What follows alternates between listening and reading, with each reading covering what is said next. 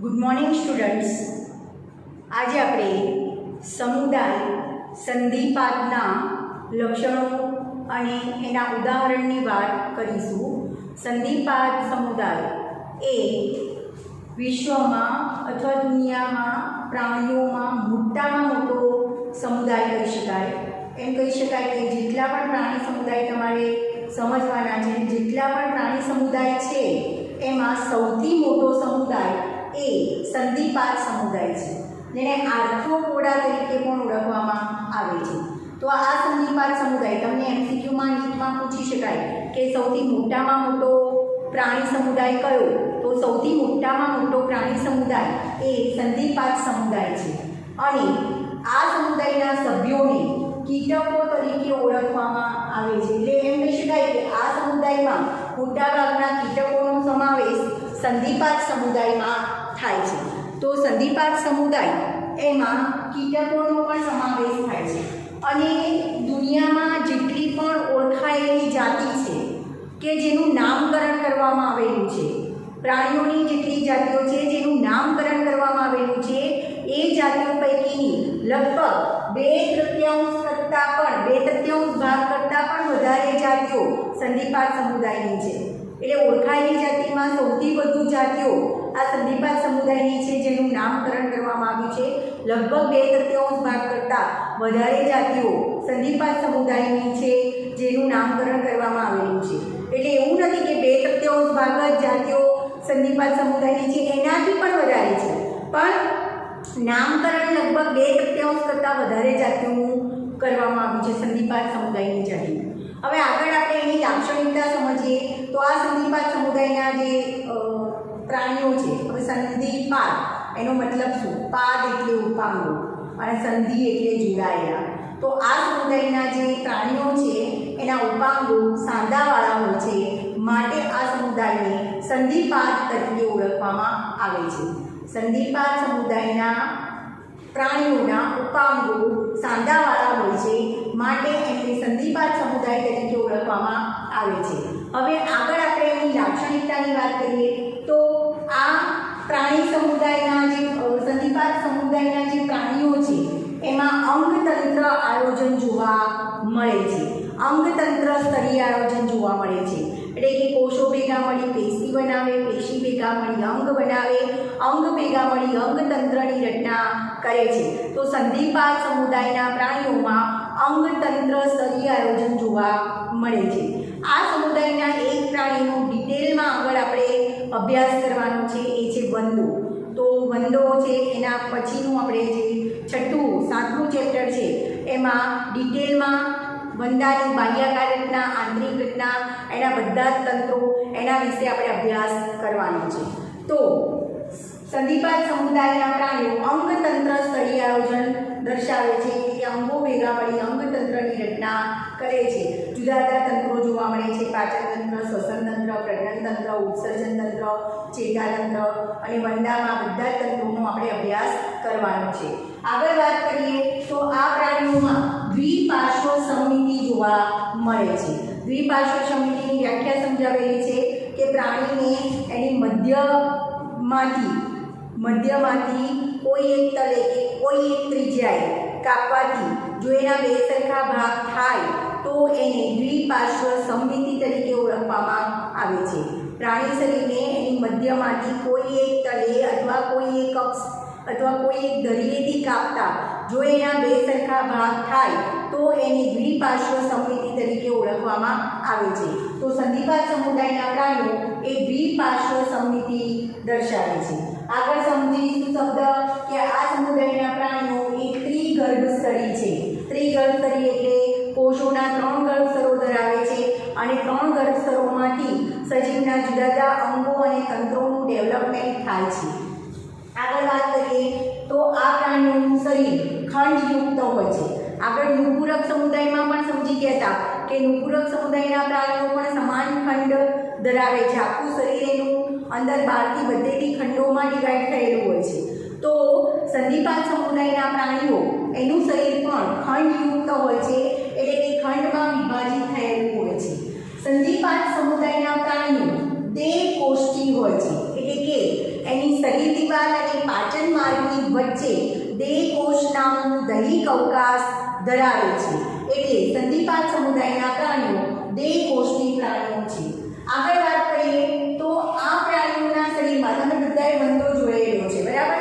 તો આ સંધિપાદ સમુદાયના જે પ્રાણીઓ છે એની શરીરની બહારની તરફ કાઇટિનનું બનેલું બહિર્કંકાલ આવેલું હોય છે. યાદ રાખજો, આ એમસીક્યુમાં નીટમાં પૂછી શકાય કે કયા પ્રાણીઓમાં કાઇટિનનું બનેલું બહિર્કંકાલ આવેલું હોય છે. તો સંધિપાદ સમુદાયના પ્રાણીઓમાં શરીરની બહાર કાઇટિનનું બનેલું બહિર્કંકાલ જોવા મળે છે. હવે આ બહિર્કંકાલ છે એનો એ પ્રાણી એના વૃદ્ધિ અને વિકાસ દરમિયાન અમુક સમયના અંતરે એ કવચને કાઢી નાખે છે, પછી પાછું ફરી બહિર્કંકાલ બને છે. તો એ પ્રક્રિયાને નિર્મોચન તરીકે ઓળખવામાં આવે છે. જેમ તમે સાપ વિશે સાંભળ્યું છે, આ પોઈન્ટ તમારી એનસીઈઆરટી બુકમાં આપેલો નથી, પણ આ મુદ્દાને ધ્યાનમાં રાખજો. જેમ સાપમાં તમે સાંભળ્યું છે કે સાપ એના શરીરની ઉપરની કાચડી એટલે ઉપરનું કવચ કાઢી નાખે છે અને કાચડી કહેવામાં આવે છે. તો એ વંદો, દાખલા તરીકે હું વંદાની વાત કરું તો સંધિપાદ સમુદાયના પ્રાણીઓ છે એનું શરીર એની બહારની તરફ કાઇટિનનું બનેલું બહિર્કંકાલ આવેલું હોય છે.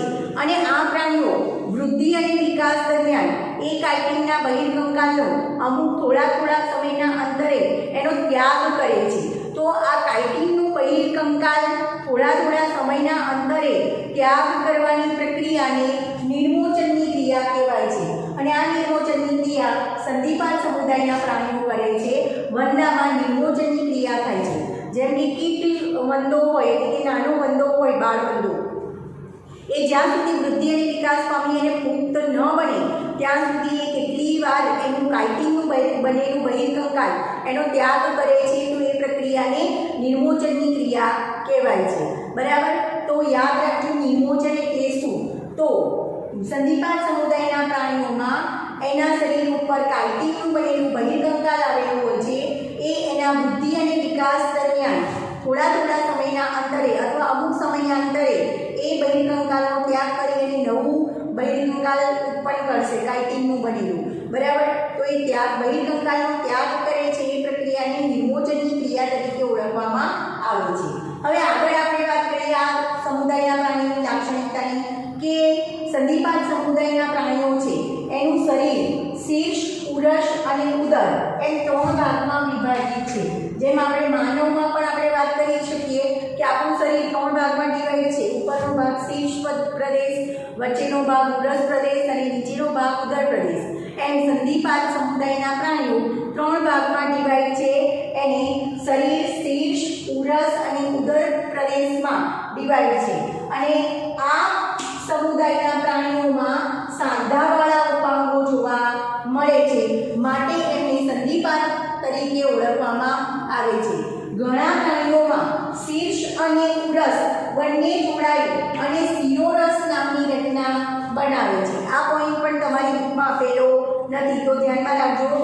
ઘણા પ્રાણીઓમાં શીર્ષ અને ઉરસ જોડાઈ અને શિરોરસ નામની રચના બનાવે છે. આગળ હવે લાક્ષણિકતાની વાત કરીએ તો આવા સંધિપાદ સમુદાયના પ્રાણીઓમાં, જુદા પ્રાણીઓમાં શ્વસનાંગ માટે જુદી રચના આવેલી હોય છે.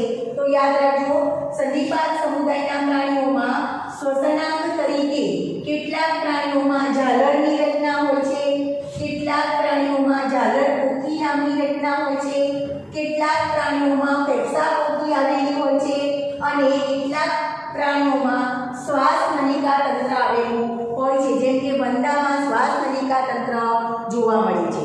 તો યાદ રાખજો, શ્વસનાંગ તરીકે અહીંયાથી નીટમાં ક્વેશ્ચન પૂછી શકાય કે કયા પ્રાણીઓ શ્વસનાંગ તરીકે ઝાલરો અથવા ઝાલર પોથી કે ફેફસા પોથી ધરાવે છે, એમ ક્વેશ્ચન તમને પૂછી શકાય. તો સંધિપાદ સમુદાયના પ્રાણીઓમાં શ્વસનાંગ તરીકે જુદા પ્રાણીઓમાં, એક જ પ્રાણીમાં બધી રચના નહીં પણ જુદા પ્રાણીઓમાં જુદી રચના આવેલી હોય છે. તો શ્વસનાંગ તરીકે જુદા પ્રાણીઓમાં ઝાલરો, ઝાલર પોથી, ફેફસા પોથી કે શ્વાસ નલિકા તંત્ર આવેલું હોય છે. આગળ વાત કરીએ તો એમાં પરિવહન તંત્રની વાત કરીએ તો રુધિરાભિસરણ તંત્ર ખુલ્લા પ્રકારનું જોવા મળે છે. વંદામાં અને સંધિપાદ સમુદાયના બધા જ પ્રાણીઓમાં ખુલ્લા પ્રકારનું રુધિરાભિસરણ તંત્ર જોવા મળે છે. ખુલ્લા પ્રકારના રુધિરાભિસરણ તંત્રની આગળ આપણે વાત કરેલી છે કે ખુલ્લા પ્રકારનું રુધિરાભિસરણ તંત્ર એટલે એનું જે દેહ કોષ્ઠ છે એ દેહ કોષ્ઠ એમ કહી શકાય કે દેહ કોષ્ઠમાં આવેલા બધા જ અંગો એ રુધિરથી તરબોળ હોય છે, એટલે કે રુધિરમાં ડૂબેલા હોય છે. રુધિરનું પરિવહન દેહ કોષ્ઠમાં થતું હોય છે, રુધિરવાહિનીઓમાં થતું નથી, તો એને ખુલ્લું પરિવહન તંત્ર કહેવાય છે. વંદાનું રુધિરાભિસરણ તંત્ર આપણે સમજવાનું છે આગળ, તો યાદ રાખજો સંધિપાદ સમુદાયમાં ખુલ્લા પ્રકારનું રુધિરાભિસરણ તંત્ર જોવા મળે છે. બીજું, આપણે જેમ સંવેદી અંગો આવેલા છે માનવમાં, સંવેદી અંગો છે આપણા કયા સંવેદી અંગો છે? આંખ, કાન, નાક, જીભ અને ત્વચા એ આપણા સંવેદી અંગો છે. તો એવી જ રીતે સંધિપાદ સમુદાયના પ્રાણીઓમાં પણ કેટલાક સંવેદી અંગો જોવા મળે છે. તો એ સંવેદી અંગોના તમારે નામ યાદ રાખવાના છે. જુદા જુદા પ્રાણીઓમાં સંવેદી અંગો જુદા જુદા હોય છે. જેમ કે સ્પર્શક નામની રચના વંદામાં જોવા મળે છે. સાદી કે સંયુક્ત આંખ એ પણ વંદામાં જોવા મળે છે. અને સ્થિત કોષ કે સમતોલન અંગ જેવા સંવેદી અંગો આવેલા હોય છે. તો યાદ રાખજો સંધિપાદ સમુદાયના પ્રાણીઓમાં સંવેદી અંગો તરીકે સ્પર્શકો, સાદી કે સંયુક્ત આંખો, સ્થિત કોષ અથવા એને સમતોલન અંગો તરીકે ઓળખવામાં આવે છે. શરીરનું સંતુલન રાખતા અંગો એને સ્થિત કોષ અથવા સમતોલન અંગો કહેવાય છે. આ બધા જ સંધિપાદ સમુદાયના સંવેદી અંગો છે. સ્પર્શકો, સાદી કે સંયુક્ત આંખ, સ્થિત કોષ અને સમતોલન અંગો. આગળ વાત કરીએ તો ઉત્સર્જન અંગ તરીકે અહીંયા સંધિપાદ સમુદાયના પ્રાણીઓમાં ઉત્સર્જન અંગ તરીકે કેટલાક પ્રાણીઓમાં હરિતપિંડ નામની રચના આવેલી હોય છે અને કેટલાક પ્રાણીઓમાં માલ્પિકિયન નલિકા નામની રચના આવેલી હોય છે, જે ઉત્સર્જનના કાર્ય સાથે સંકળાયેલા છે. વંદામાં માલ્પિકિયન નલિકાઓ જોવા મળે છે. લગભગ 100 થી 150 જેટલી માલ્પિકિયન નલિકાઓ એ રુધિર કોષમાં એટલે કે દેહ કોષમાં તરતી હોય છે અને જે પાચન તંત્ર સાથે જોડાયેલી હોય છે અને રુધિરમાંથી ઉત્સર્ગ દ્રવ્યો એકત્રિત કરી અને એનો પાચન માર્ગમાં ત્યાગ કરે છે, મતલબ કે ઉત્સર્જનનું કાર્ય કરે છે. તો યાદ રાખજો ઉત્સર્જન તરીકે આ હરિતપિંડવાળો ટોપિક તમારી એનસીઈઆરટી બુકમાં નથી, પણ વધારાના પોઈન્ટ તરીકે યાદ રાખજો કે સંધિપાદ સમુદાયમાં ઉત્સર્જન અંગ તરીકે હરિતપિંડ અથવા માલ્પિકિયન નલિકાઓ આવેલી હોય છે. બરાબર. આગળ આપણે વાત કરીએ તો આ સમુદાયના પ્રાણીઓ એ દ્વિગૃહી છે. દ્વિગૃહી મતલબ એકલિંગી પ્રાણીઓ છે. દ્વિગૃહી પ્રાણીઓને એકલિંગી પ્રાણીઓ પણ કહી શકાય. એટલે કે નર અને માદા પ્રાણીઓ જો અલગ અલગ હોય તો એવા પ્રાણીઓને દ્વિગૃહી પ્રાણી અથવા એકલિંગી પ્રાણી કહેવાય. તો સંધિપાદ સમુદાયના પ્રાણીઓ છે એ દ્વિગૃહી અથવા તો એકલિંગી પ્રાણીઓ છે. હવે આવા પ્રાણીઓમાં જે ફલનની ક્રિયા થાય છે, શુક્રકોષ અને અંડકોષનું ફલન થાય છે એ માદા દેહની અંદર થાય છે, એટલે એને અંતઃફલન તરીકે ઓળખવામાં આવે છે. બરાબર. તો આવા પ્રાણીઓમાં અંતઃફલન જોવા મળે છે. આ પ્રાણીઓ અંડપ્રસવી, મોટાભાગના પ્રાણીઓ અંડપ્રસવી છે, પણ કેટલાક પ્રાણીઓ અપત્ય અંડપ્રસવી છે. તો અંડપ્રસવી પ્રાણી એટલે શું? તો જે પ્રાણીઓ અંડકોષ અને શુક્રકોષનું ફલન થયા પછી, એટલે એમ કહી શકાય કે જે પ્રાણીઓ શરીરની બહાર ઈંડા મૂકે છે એ પ્રાણીઓને અંડપ્રસવી પ્રાણી કહેવાય. વ્યાખ્યા યાદ રાખજો. જે પ્રાણીઓ શરીરની બહાર ઈંડા મૂકે છે એવા પ્રાણીઓને અંડપ્રસવી પ્રાણીઓ કહેવાય છે. તો અપત્ય અંડપ્રસવી પ્રાણી કોને કહેવાય? જે પ્રાણીમાં શુક્રકોષ અને અંડકોષનું ફલન શરીરની અંદર થાય અને ત્યાર પછી ફલિતાંડમાંથી સીધો જ બાળ પ્રાણીનો જન્મ થાય અથવા વિકાસ જન્મ થાય તો એવા પ્રાણીને અપત્ય અંડપ્રસવી પ્રાણી કહેવાય. જેમ કે મનુષ્યની વાત કરું તો મનુષ્યમાં ફલન માદા દેહની અંદર થાય છે અને ફલિતાંડમાંથી વિકાસ સીધું જે બાળકનું નિર્માણ થાય છે એ માતાના શરીરમાંથી જ થાય છે, તો એને અપત્ય અંડપ્રસવી કહેવાય. તો અહીંયા સંધિપાદ સમુદાયના કેટલાક પ્રાણીઓ અંડપ્રસવી છે, એટલે કે શરીરની બહાર ઈંડા મૂકે છે, અને કેટલાક પ્રાણીઓ અપત્ય અંડપ્રસવી છે, એટલે કે ફલન શરીરની અંદર થઈ અને પછી બાળ પ્રાણીને જન્મ આપે છે, તો એને અપત્ય અંડપ્રસવી પ્રાણી કહેવાશે. આગળ વાત કરીએ તો આવા પ્રાણીઓમાં ગર્ભ વિકાસ, ફલન થયા પછી જે ગર્ભ વિકાસ છે એ ગર્ભ વિકાસ સીધો અથવા પરોક્ષ હોઈ શકે. સીધો વિકાસ એટલે શું? તો ફલિતાંડમાંથી જે નવું પ્રાણી જન્મે છે એ પિતૃ જેવા લક્ષણ દર્શાવતું હોય તો એને સીધો ગર્ભ વિકાસ કહેવાય. અને પરોક્ષ ગર્ભ વિકાસ કોને કહેવાય? તો ફલિતાંડમાંથી ઉત્પન્ન થતું સજીવ એ ડિંભી અવસ્થામાંથી પસાર થઈ અને પછી પિતૃ જેવા લક્ષણો દર્શાવે તો એને પરોક્ષ ગર્ભ વિકાસ કહેવાય છે. આગળના બધા જ સમુદાયમાં પણ એની વ્યાખ્યા મેં તમને સમજાવી છે કે સીધો ગર્ભ વિકાસ એટલે શું અને પરોક્ષ ગર્ભ વિકાસ એટલે શું. હવે આગળ આપણે વાત કરીએ તો આ સમુદાયમાં કયા કયા પ્રાણીઓનો સમાવેશ થાય છે. જેમ કે અહીંયા તમને ફિગર બતાવી છે પતંગિયું એટલે તમને ખબર છે બટરફ્લાય, જાતના વિવિધ જાતના બટરફ્લાય જોવા મળે છે તો એનો સમાવેશ સંધિપાત સમુદાયમાં થાય છે.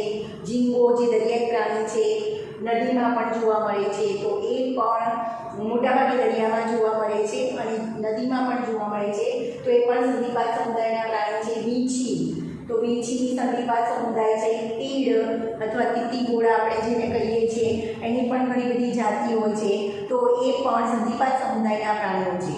તો સંધિપાત સમુદાયના પ્રાણીઓમાં કેટલાક પ્રાણીઓ એ માનવને આર્થિક રીતે ઉપયોગી છે. આર્થિક રીતે ઉપયોગી એટલે કે પૈસા કમાવા માટે એને ઉપયોગી છે. કઈ રીતે? તો દાખલા તરીકે મધમાખીમાંથી મળતું મધ એનું વેચાણ કરી અને એ માનવને ઉપયોગી છે. ટૂંકમાં મધમાખીમાંથી મળતું મધ એ માનવને ઉપયોગી છે. રેશમના કીડા એ રેશમ બનાવે છે. ત્યાર પછી લાખ આપતા કીટકો તો લાખનો ઉપયોગ પણ માનવ ઘણી વસ્તુ બનાવવા માટે કરે છે. બરાબર. તો મધમાખી, રેશમના કીડા અને લાખ આપતા કીટકો એ આર્થિક ઉપયોગિતા ધરાવતા સજીવો છે અથવા પ્રાણીઓ છે એમ કહી શકાય. આગળ વાહક સંધિપાત. મચ્છરની જેટલી પણ જાતિ છે એ સંધિપાત સમુદાયમાં આવે. એમાં આપણે વાત કરીએ તો એનાફિલિસ મચ્છર, ટુલેક્સ પેટેગન મચ્છર અને એડિસ મચ્છર જે વિવિધ પ્રકારના તાવ પ્રેરે છે તો એ વાહક તરીકે કાર્ય કરે છે. તો આ ત્રણેય મચ્છર જે છે મચ્છરની જાતિ એનાફિલિસ મચ્છર, ટુલેક્સ મચ્છર અને એડિસ મચ્છર એ રોગના વાહકો કહી શકાય. આગળ પાક માટે હાનિકારક સજીવ કયો છે તો તીડ. અને તીડની અસંખ્ય જાતિ તમે ઘણીવાર સમાચારમાં જોતા હશો કે કેટલાક પાક ઉપર તીડનું ટોળું આવે છે અને પાક છે એ ખાઈ જાય છે અને પાકને નુકસાન કરે છે તો તીડ એ પાક માટે હાનિકારક છે. બરાબર. પછી જીવંત અશ્મિ તરીકે યાદ રાખવાનું છે કિંગ ક્રેબ એ જીવંત અશ્મિ છે. તો તમને એમ પણ નીટમાં એમસીક્યુ પૂછી શકાય કે સંધિપાત સમુદાયમાં જીવંત અશ્મિ કયું છે? કિંગ ક્રેબ એ જીવંત અશ્મિ કહેવાય છે. ત્યાર પછી તમને બીજું એક આપ્યું છે નામ યુદ્ધચર લુગદી. આ યુદ્ધચર લુગદીને ગ્રેગરિયસ પેસ્ટ કહેવાય છે. એક પ્રકારનું પેસ્ટ છે જે પાકને નુકસાન કરે છે. બરાબર. અથવા કીટક કહી શકાય જે પાકને નુકસાન કરે છે. યુદ્ધચર લુગદી, કરચલો, ઝીંગો, ભરવાડ, વન્નો, વીંછી, પેરિકેટસ આ બધા સંધિપાત સમુદાયના પ્રાણીઓ છે. તો ઉદાહરણ બધા જ તમારે યાદ રાખવાના છે કારણ સમુદાય પરથી ઉદાહરણનું નામ અને ઉદાહરણ પરથી સમુદાય તમને પૂછી શકાય, સમુદાયનું નામ પૂછી શકાય. તો ફરી અહીંયા યાદ રાખજો સંધિપાત સમુદાય એ વિશ્વનો મોટામાં મોટો પ્રાણી સમુદાય કહી શકાય. આ સમુદાયમાં કીટકો જે વિવિધ પ્રકારના કીટકોનો પણ સમાવેશ થાય છે.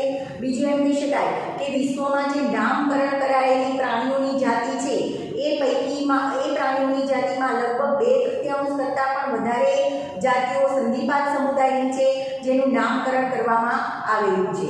આગળ વાત કરીએ તો આ પ્રાણી સમુદાયને કેમ સંધિપાત કહેવાય છે? તો આ સમુદાયના પ્રાણીઓમાં એના ઉપાંગો સાંધાવાળા હોય છે એટલા માટે એને સંધિપાત તરીકે ઓળખવામાં આવે છે. આગળ વાત કરીએ તો આ પ્રાણીઓમાં અંગતંત્ર સ્તરીય આયોજન જોવા મળે છે એટલે કે પેશીઓ ભેગી મળી અંગ, કોષ ભેગા મળી પેશી, પેશી ભેગા મળી અંગ ભેગા મળી અંગતંત્રની રચના કરે છે એટલે કે અંગતંત્ર સ્તરીય આયોજન જોવા મળે છે. ત્યાર પછી દ્વિપાર્શ્વ સમમિતિ ધરાવે છે. પ્રાણીને એની મધ્યમાંથી કોઈ એક અક્ષે અથવા કોઈ એક ધરીએ કાપતા એના બે સરખા ભાગ થાય તો એને દ્વિપાર્શ્વ સમમિતિ કહેવાય. ત્રિગર્ભ શરીર પ્રાણી છે, 3 ગર્ભ સ્તરો ધરાવે છે. પછી ખંડયુક્ત શરીર રચના ધરાવે છે. દેહ કોષ્ઠી પ્રાણી છે એટલે કે દેહ કોષ્ઠ ધરાવે છે અને શરીર ઉપર કાઇટિનનું બનેલું બાહ્ય કંકાલ આવેલું હોય છે, બહિર્કંકાલ આવેલું હોય છે, જેનું આ પ્રાણીઓ વૃદ્ધિ અને વિકાસ દરમિયાન વખતો વખત એનો ત્યાગ કરે છે. એ પ્રક્રિયાને નિમોચનની ક્રિયા કહેવાય છે. આગળ વાત કરીએ તો આ પ્રાણીઓનું શરીર શીર્ષ, ઉરસ અને ઉદરમાં વિભાજિત થયેલું હોય છે. કેટલાક પ્રાણીઓમાં સાંધાવાળા ઉપાંગો જોવા મળે છે, કેટલાક પ્રાણીઓમાં શીર્ષ અને ઉરસ ભેગા મળી અને સિરોરસ નામની રચના બનાવે છે. બીજા લાક્ષણિકતાની વાત કરીએ તો સંધિપાત સમુદાયના જુદા જુદા પ્રાણીઓમાં શ્વસનાંગ માટે જુદી જુદી શ્વસનાંગ તરીકે જુદી જુદી રચના આવેલી હોય છે. તો શ્વસનાંગ તરીકે ઝાલરો, ઝાલરપોથી, ફેફસાપોથી કે શ્વાસનલિકા તંત્ર જોવા મળે છે. આગળ વાત કરીએ તો આ પ્રાણીઓમાં ખુલ્લા પ્રકારનું રુધિરાભિસરણ તંત્ર જોવા મળે છે, એટલે કે દેહ કોષ્ઠમાં પ્રાણીનું જે કોષ્ઠ છે એમાં રુધિર વહન પામતું હોય છે અને રુધિરમાં બધા અંગો અંગતંત્ર ડૂબેલા હોય છે. આગળ વાત કરીએ તો સંવેદી અંગ તરીકે પ્રાણીઓમાં સ્પર્શકો, સાદી કે સંયુક્તાંગ, આ સ્પર્શક, સાદી કે સંયુક્તાંગ એ વંદામાં જોવા મળે છે. સ્પર્શકો, સાદી કે સંયુક્તાંગ, સ્થિત કોષ્ઠ એ સમતોલન અંગો. સ્થિત કોષ્ઠ એટલે શું? તો શરીરને સમતોલન રાખવા માટે જે અંગો આવેલા હોય છે એને સ્થિત કોષ્ઠ કે સમતોલન અંગ કહેવાય છે. તો સંવેદી અંગો તરીકે સ્પર્શકો, સાદી કે સંયુક્તાંગ, સ્થિત કોષ્ઠ કે સમતોલન અંગ આવેલા હોય છે. આગળ આવા પ્રાણીઓ દ્વિગૃહી અથવા એકલિંગી પ્રાણી છે, એટલે કે નર અને માદા પ્રાણી અલગ હોય છે. આવા પ્રાણીઓમાં ઉત્સર્જન અંગ તરીકે હરિતપિંડ અથવા માલ્પિકીય નલિકાઓ નામની રચના આવેલી હોય છે. હરિતપિંડ અથવા માલ્પિકીય નલિકા ઉત્સર્જન અંગ તરીકે આવેલા હોય છે. આવા પ્રાણીઓ અંતઃફલન દર્શાવે છે, એટલે કે શુક્રકોષ અને અંડકોષનું ફલન પ્રાણી શરીરની અંદર થાય છે, એટલે અંતઃફલન દર્શાવે છે. ત્યાર પછી આ સમુદાયના મોટા ભાગના પ્રાણીઓ અંડપ્રસ્થી છે, એટલે કે ઈંડા મૂકે છે, પણ કેટલાક પ્રાણીઓ અપત્યાંડપ્રસ્થી છે. અપત્યાંડપ્રસ્થી પ્રાણી એટલે કે શુક્રકોષ અને અંડકોષનું ફલન માદા દેહની અંદર થાય અને એ ફલિતાંડમાંથી સીધો જ નવા બાળ પ્રાણીનો જન્મ થાય છે, તો એને અપત્યાંડપ્રસ્થી પ્રાણી કહેવાય છે. ગર્ભ વિકાસ સીધો કે પરોક્ષ છે. સીધો ગર્ભ વિકાસ એટલે સમજાવ્યું કે ફલિતાંડમાંથી વિકાસ પામતું, ફલિતાંડમાંથી ઉત્પન્ન થતું નવું સજીવ એ પિતૃ જેવા લક્ષણો દર્શાવતું હોય તો એ સીધો ગર્ભ વિકાસ કહેવાય. પણ ફલિતાંડમાંથી ઉત્પન્ન થયેલું સજીવ એ આપણે એમ કહી શકાય કે ડિંભી અવસ્થામાંથી પસાર થયા પછી પિતૃ જેવા લક્ષણ ધરાવતું હોય તો એને પરોક્ષ ગર્ભ વિકાસ કહેવાય છે. આ પ્રાણી સમુદાયમાં કેટલાય પ્રાણીઓનો સમાવેશ થાય છે, જે પૈકી મધમાખી જે મધ આપે છે, રેશમના કીડા જેમાંથી રેશમ પ્રાપ્ત થાય છે, લાખ આપતા કીટકો જે લાખનું ઉત્પાદન કરે છે, આ બધા જ સજીવો આર્થિક રીતે ઉપયોગી છે. કેટલાક સંધિપાત સમુદાયના પ્રાણીઓ એ વાહક છે. વિવિધ જાતિના જે મચ્છરો છે એનો સમાવેશ આ સમુદાયમાં કરવામાં આવ્યો છે. તો એ પૈકી એનાફિલિસ મચ્છર, ટ્યુલેક્સ પેટિજન મચ્છર અને એડિસ મચ્છર એ વિવિધ રોગના વાહક કહી શકાય. બરાબર, જેમ કે ડેન્ગ્યુ કહીએ તો ડેન્ગ્યુ છે એ ડેન્ગ્યુ રોગ છે, એટલે કે ડેન્ગ્યુ પ્રકારનો તાવ છે એના માટે એડિસ મચ્છર વાહક કહેવાશે. પછી મેલેરિયા પ્રકારનો તાવ આવે છે એમાં એનાફિલિસ મચ્છર છે વાહક છે. ત્યાર પછી પાક માટે કેટલાક કીટકો હાનિકારક છે, તો એ છે તીડ, જીવંત અશ્મિ, એનું નામ યાદ રાખવાનું છે, કિંગ ક્રેબ એ જીવંત અશ્મિ કહેવાય સંધિપાત સમુદાયનું. પછી બીજા અન્ય નામ યાદ રાખવાના છે, યુદ્ધચર બુદ્ધિ એક કીટક જાતિ છે જે પાકને નુકસાન પહોંચાડે છે, એક પ્રકારની પેસ્ટ છે જેને ગ્રેગેરિયસ પેસ્ટ કહેવામાં આવે છે. કરચલો, ઝીંગો, ભરવાડ, વંદો, વીંછી અને પેરીટેટસ એ આ સંધિપાત સમુદાયના પ્રાણીઓ છે. તો સંધિપાત સમુદાયના પ્રાણીઓના લક્ષણો લાઇન ટુ લાઇન નીટમાં પૂછી શકાય MCQમાં, અને પ્લસ એક્ઝામ્પલ પરથી સમુદાયનું નામ અને સમુદાયના નામ પરથી એક્ઝામ્પલ તમને પૂછી શકાય.